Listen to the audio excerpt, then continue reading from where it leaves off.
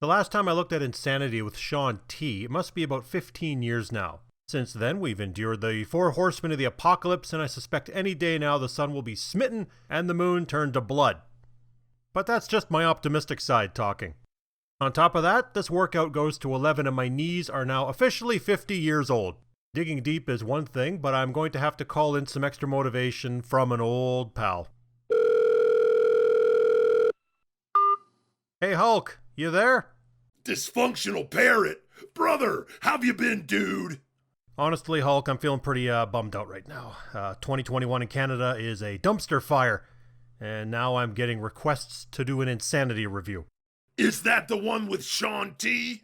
Yeah, that's the one. And I gotta tell you, Hulk, I'm 50 years old and I have less knee cartilage than an arthritic turkey. But hey, you've had more back surgeries than the state of Florida. How do you do it? Well, let me tell you something, mean parrot. You gotta tap into your inner beast. You gotta go for the eye of the tiger. Yeah? You gotta reach deep down, brother. Tap into your reserves. Do you say your prayers? Every night, man. Do you take your vitamins? Hell to the yeah. Then you get in there and let the power of all the Hulkamaniacs course through your veins, brothers. What you gonna do when the dysfunctional parrot and Hulkamania run wild all over you? Yeah! Yeah! Yeah! Yeah! Are we done here, man? I have to go pick up my Lamborghini at the dealer. Ooh. Oh, yeah. We're cool. Thanks, man. When Beachbody started up in 1998, it was a substantially smaller operation than what we see today. Straight-to-target videos like Slim and Six were clearly made during a weekend, and then you had other hits like Power 90 that I swear utilized all the dazzling effects a Commodore 64 could muster. It's sometimes hard to remember that there was indeed a time Beachbody cranked out more cheese than Wisconsin. But then signs of life began to show. You had obscure entries like Hip Hop Abs, with a Will Smith-esque character by the name of Shaun T. It was a program for a demographic of whom I have absolutely nothing in common, but nonetheless put myself through for review purposes. Afterwards, I had to detox myself with 2 rounds of Body Beast and say 3 Hail Marys, but there he was, Shaun T, in all his abdominal glory. So let's just put him aside for later. Then a series of events happened to the company to take it from pinching pennies to snorting cocaine off a stripper. A slow-to-get-started program called P90X, starring an unknown extra from one of Debbie Sieber's workouts, meant one thing. Show me the money! What people forget is that when P90X first came out, it was not a hot seller out of the gate. It took a little time and a few big-name sports figures to keep mentioning the name before anyone really cared. But slowly momentum built up until P90X became a multi-million-dollar juggernaut. It became the workout to judge all others. And as such, knockoffs were soon a dime a dozen. Some good, most But Beachbody was now officially king of the hill and rolling in dough. There was just one problem. This guy. Get a good look at this face, because if in 2004 he gets impaled by a meteorite or chokes on a chicken bone, Carl Deichler and the rest of the gang were going to go back to eating macaroni and cheese with chopped up hot dog bits mixed in. Enter panic mode. That meant it was time to add a new name to the mix. Give some lucky trainer the big push. Now Beachbody did have a few trainers in the roster besides Tony, but none had his superstar mojo. Chalene Johnston was a rising star and Debbie Siebers was still selling videos, but they didn't have that unisex appeal that P90X offered. If I had to be brutally honest, they were just too damn cheerleaderish and made me want to throw a brick at my television.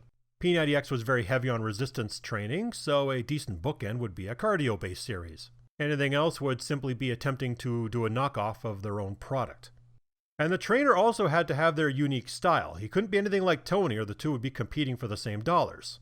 And then the solution became clear. What about that Shaun T guy? Thus, from the ambiguously gay hip-hop abs arose a man destined to go toe-to-toe with the biggest fitness series ever made.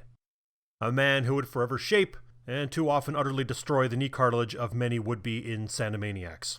Shaun T was given the task of making the most intense plyometric cardio workout series ever made.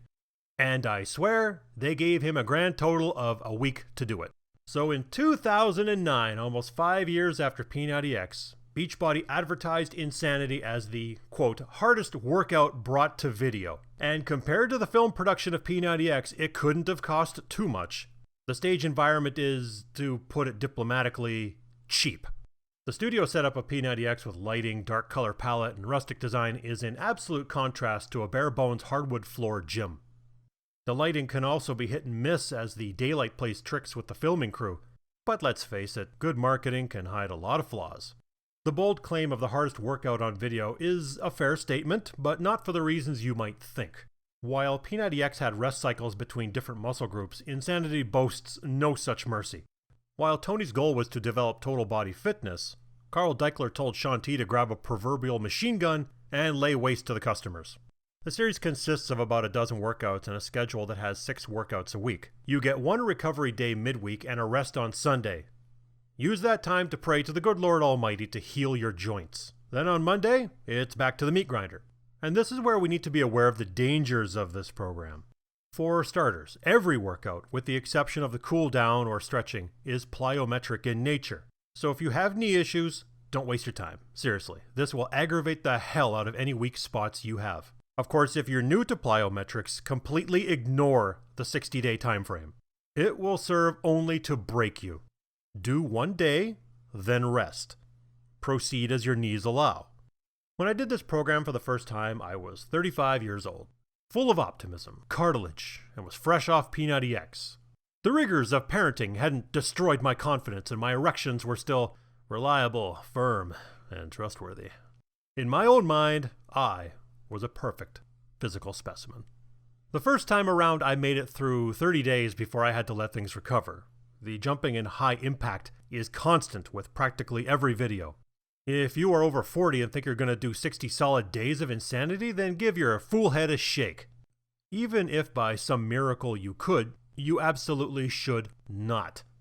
Most professional trainers would never ask their clients to subject continuous strenuous activity to a limited area of the body day after day, especially plyometrics.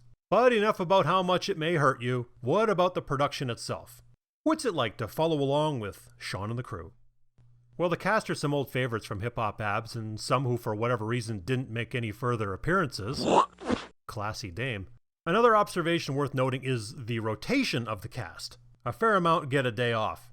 A lot of these fit specimens are doing this to make a few dollars on their way to acting oblivion before returning home to North Dakota with shattered dreams. I'm sure a lot of them had enough of this crazy rodeo after a couple rounds, took their payout, and walked. But Shaun T?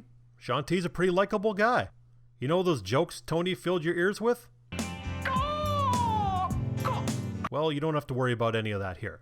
It's more or less Shaun continually telling you to push, push, dig deeper, push, push, yeah!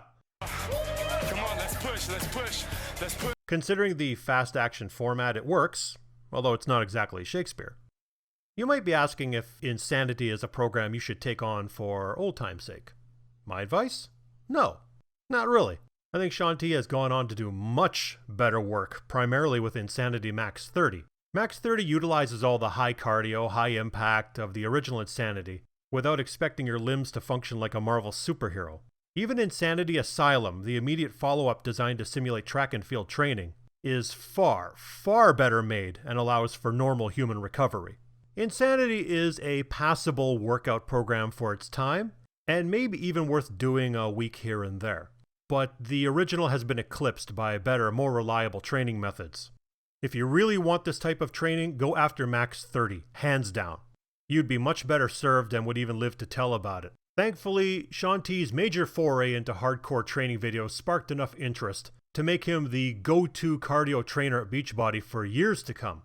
For that, we can all be grateful for what Insanity later made possible.